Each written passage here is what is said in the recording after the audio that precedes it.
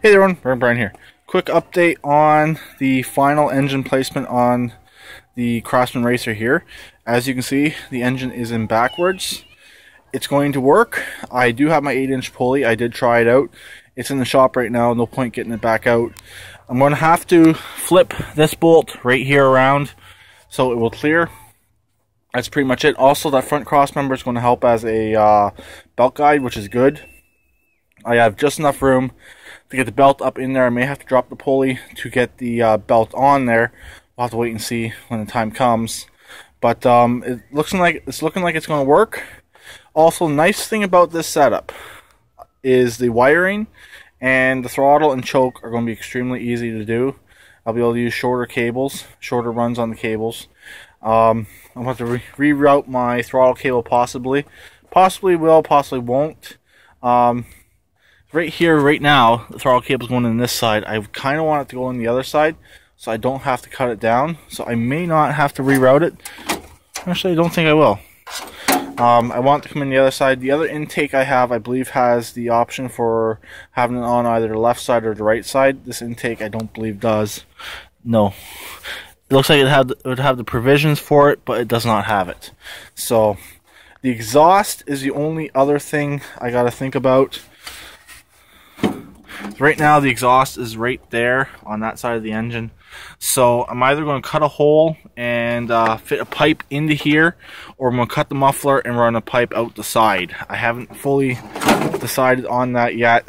The air cleaner, I'm going to keep it as an open air cleaner.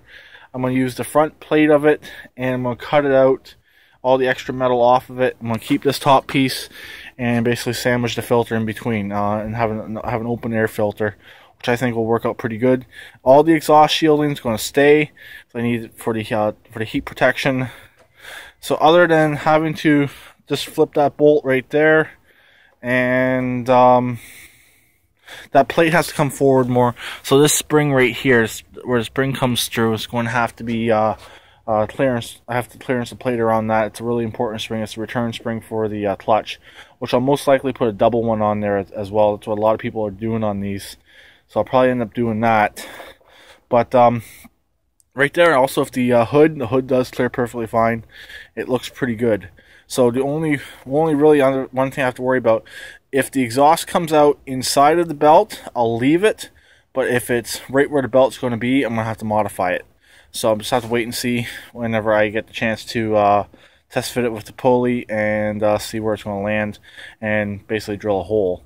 I wish this plate was a bit longer, but the only thing is there wasn't much more I could cut off of it. It was getting back into all this right here, and there wasn't much more room. Because right where the plate's sitting, it's forward from the stock location, so there's actually room right here. So where you can actually see where the stock engine location was. And as of right now, it looks like the clutch bolt will be fine. I'm probably going to still weld it in, and that means I'm probably going to weld this plate in as well. And to fill in that gap right there to make it more seamless, I'll probably just cut some more steel off of here and just help fill it in a bit more. But here it is. Also, I took a measurement earlier off the intake in the truck. It will actually fit in here in this location. It will be tight. The air box would be into the muffler, or sorry, into the battery box a bit, but it would still fit. So I'd like to eventually run a Vanguard, and the noses on them are a little bit shorter, so a Vanguard should fit in here in this location as well with a modified air filter. But that's pretty much it for this, so I'll talk to them later. Please keep it redneck like always, and please try and comment.